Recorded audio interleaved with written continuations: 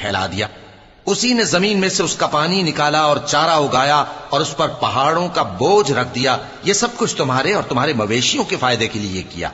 پھر جب وہ بہت بڑی آفت آئے گی اس دن انسان جو محنت وہ کرتا رہا یاد کرے گا اور دوزخ دیکھنے والے کے سامنے لا کر رکھ دی جائے گی.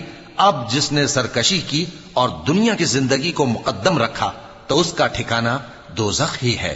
اور جو اپنے پروردگار کے سامنے کھڑے ہونے سے ڈرتا اور نفس کو بیجا خواہشوں سے روکتا رہا تو اس کا ٹھکانہ بہشت ہی ہے. اے پیغمبر صلی اللہ علیہ وآلہ وسلم، لوگ تم سے قیامت کے بارے میں پوچھتے ہیں کہ اس کی آمد کب ہے، سو تم اس کے ذکر کی طرف سے کس فکر میں ہو؟ اس کا منتہا یعنی واقع ہونے کا وقت تمہارے پروردگار ہی کو معلوم ہے. جو شخص اس سے ڈر رکھتا ہے تم تو اسی کو ڈر سنانے والے ہو. جب وہ اس کو دیکھیں گے تو ایسا خیال کریں گے کہ گویا دنیا میں صرف ایک شام یا ایک صبح رہے تھے.